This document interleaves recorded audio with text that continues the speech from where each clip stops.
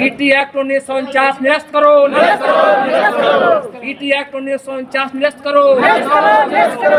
जय जय जय जय Bhim, PT act, PT act, PT act, PT act, Modi सबसे बाबा साहेब और धर्म की क्या पहचान, और धर्म की क्या पहचान, और धर्म की क्या पहचान, भगवान बुद्ध की करुणा हो। साथियों नमस्कार, नमो बुद्धाय। मैं धीरेन्द्र कुमार, आप देख रहे हैं the Buddhist times TV. The Buddhist times TV वो खबर दिखाता है जो अन्य मीडिया नहीं दिखाती है, इसलिए आपसे दरख्वास्त है द बुद्धिस्ट टाइम्स टीवी की इस खास कवरेज को आप अधिक से अधिक लोगों तक शेयर जरूर करें। तो शुरू करते हैं सर।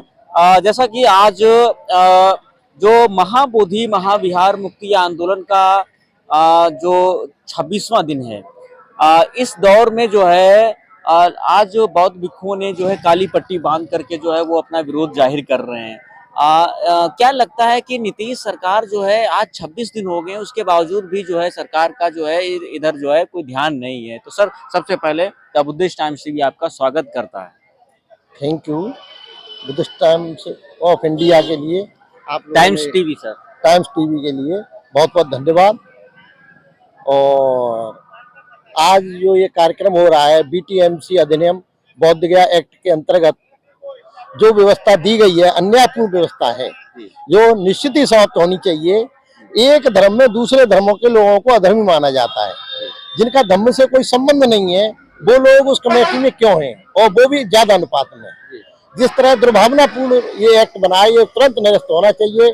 पूरे विश्व के बौद्धों में आक्रोश है कि इस तरह का जहां बुद्ध का जन्म हुआ, जहां बुद्ध को ज्ञान प्राप्त हुआ, उसी टेम्पल पर कब्जा कर रखा है जो उन मान्यताओं के विरोध में काम करते हैं, उनके सिद्धांतों के विरोध में काम करते हैं, उन शीलों के विरोध में काम करते हैं, अष्टशील के विरोध में काम करते हैं, अंधविश्वास फैलाने का काम करते हैं। तो जो बिल्कुल अपोजिट काम होते हैं, बुद्ध के विचारों के विपरीत काम होते हैं, ऐसे लोगों के हाथ में वो मैनेजमेंट नहीं रहना चाहिए। आज हम पुरजोर मांग करते हैं कि हर हालत में बिहार सरकार को, भारत सरकार को, अंतर्राष्ट्रीय बौद्धिस्ट संगठनों को हस्तक्षेप करके इसे बौद्धों के हवाले करना चाहिए। बौद्धों के जब धर्मगुरु हैं, लामा हैं, तो उनके हवाले करना चाहिए। उन्हीं की देखरेख में इसका संरक्षण होना चाहिए।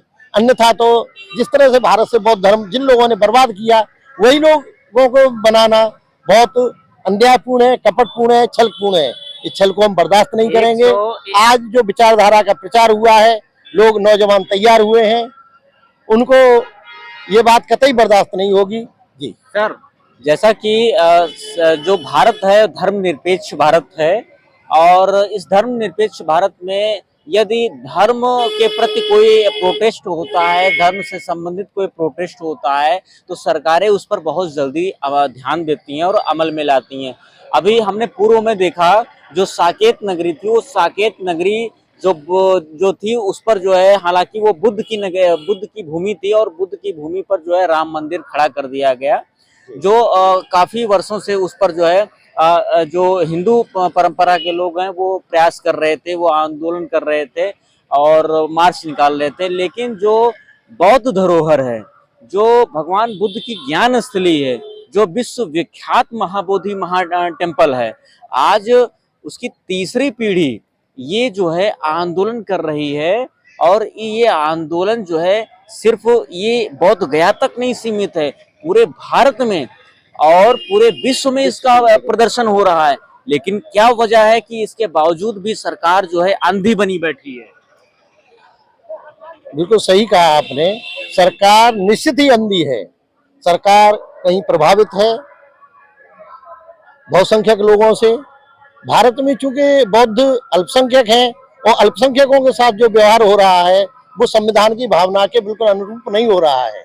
हम कह देते हैं धर्मनिरपेक्ष है, किंतु फिलहाल कुछ दिनों से ऐसी व्यवस्थाएं आई हैं, जिन लोगों के हाथ में सत्ताएं आई हैं, वो मानवता के विरोधी हैं और वो किसी एक धर्म विशेष को लाभ पहुंचाने के लिए इस तरह के कार्य कर रहे हैं कि अल्पसंख्यकों की किसी बात को नहीं समझते हैं।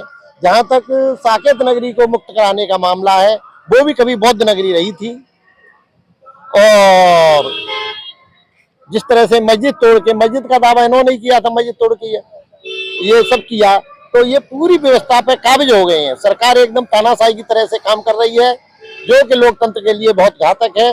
संविधान के प्रावधानों का बिल्कुल पालन नहीं कर रही है। इसी के लिए हम लोग प्रोटेस्ट कर रहे हैं। मोदी सरकार एक और जब विश्व स्तर पर विदेशों में जाती है, देश विदेशों में जाती है, तो वो बुद्ध का नाम लेती है और भगवान बुद्ध के आगे नतमस्तक होती है, और बड़ी मोटी जो फंडिंग होती है वो भी जो है भगवान बुद्ध के नाम पर होती है, उनकी भूमि के नाम पर होती है। क्या वजह है कि ये जो नेता लोग हैं वो भगवान बुद्ध का नाम तो लेते हैं, लेकिन जो है उनके विचारों को की जब बात आती है, उनकी धरोहर की बात आती है, उनकी स्थली की बात आती है, जो भगवान बुद्ध से संबंधित स्तूप हैं उनसे बात आती है, तो वो मौन सी हो जाती है। बिल्कुल सही कहा कि सरकार सत्य बात कहने से डरती है, जबकि सरकार का काम है न्याय कराना। जी। धर्मनिरपेक्ष रूप से जो लोग जिस आस्था में विश्वास रखते हैं उनका संरक्षण देना, किंतु सरकार कतई हम लोगों को संरक्षण नहीं दे रही है। विशेषकर भारत के बौद्धों को लंबे समय से प्रताड़ित किया जा रहा है। क्या बौद्ध जो है वो भारतीय नागरिक नहीं है? क्या समझा जाए? भारत के बौद्ध ही विशुद्ध रूप से भारत के नागरिक हैं। बौद्ध सभ्यता ही हमारी प्राचीन सभ्यता है, किंतु यहाँ गलत विचारधारा के लोग जो समानता को नहीं मानते, असमानता में भरोसा रखते हैं, न्याय को नहीं मानते, अन्याय के लिए काम करते हैं, ऐसी ताकतें सरकार में काबिज हो गई हैं। इसके चलते हुए हमें न्याय नहीं मिल पा रहा है।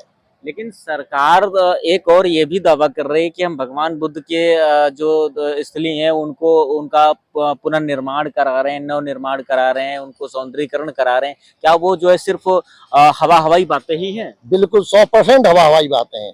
सरकार इसे केवल प्रचार का माध्यम समझती है, बहकाने का काम करती है। प्रचार के माध्यम से वो बड़ी मोटी फंडिंग, हाँ, फंडिंग, विदेशों से फंडिंग लेना उनका काम है। भारत के बौद्धों को बहकाने का काम है, विश्व के बौद्धों को भी बहकाने का काम कर रही है। भारत सरकार में दावे से कह सकता हूं कि विश्व के बौद्धों को बहकाने का काम करती है।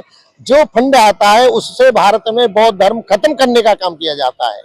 ऐसे लोगों के हाथ में फंड आता है जिससे भारत में बौद्ध धर्म की जड़ों को काटा जाता है। अभी एक और जो है भारत में बहुत तेजी के साथ में जो आरएसएस है वो जो है नकली बौद्ध भिक्षु जो है तैयार कर रही है। क्या देखते हैं इसको, किस प्रकार देख रहे हैं? बौद्ध सत्य बाबा साहब के प्रयासों से बौद्ध धर्म की जो नई फसल हो गई है, भारत में एक लहराता हुआ सुंदर उपवन तैयार हो रहा था, उसे नष्ट करने के लिए जो पूर्व में उनके पूर्वजों ने किया है, आताताइयों के पूर्वज में किया है कि अंदर घुसो और बर्बाद करो, तो हमारे बीच में भी नकली बौद्ध दुश्मनों ने भेज दिए हैं जो बौद्ध धर्म को बर्बाद करने का काम कर रहे हैं। तो इनसे सतर्क रहने की जरूरत है। सम्राट अशोक ने भी 1 लाख बौद्धों से, नकली बौद्धों से चीवर उतरवाए थे। तो इस तरह से ये बहुत बड़ा हमारा छल किया जा रहा है कि नकली बौद्ध बन के बौद्धों का प्रतिनिधित्व कर रहे हैं। जो बौद्ध ही नहीं है वो बौद्धों का प्रतिनिधित्व करने का प्रयास कर रहे हैं और बौद्ध धर्म को अंधविश्वासी धर्म में परिवर्तित करने का काम कर रहे हैं। तो हम इसका पुरजोर विरोध करते हैं और मांग करते हैं कि ऐसे बुद्धों को बिल्कुल अलग किया जाए। जो मान्यताओं से आचरण में बौद्ध हैं, ऐसे लोगों को ही इन संस्थाओं में एंट्री दी जाए। जी। इसी के साथ साथ में जो है हमारे साथ में जो है सर हैं। सर, बीटीएमसी एक्ट को लेकर के क्या कहना है? हमारा तो कहना यही है कि जब संविधान लागू हो गया है, पुराने जितने भी कानून थे सब निरस्त कर दिए गए हैं, तो ये कानून निरस्त क्यों नहीं किया जा रहा है?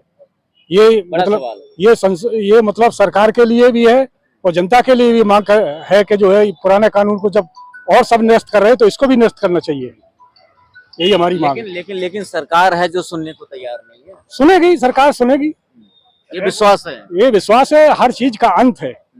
जो चीज तेजी से बढ़ती है वो खत्म भी होती है। तो ये तो बुद्ध का नियम है कि जो चीज बड़ी है वो खत्म भी होगी।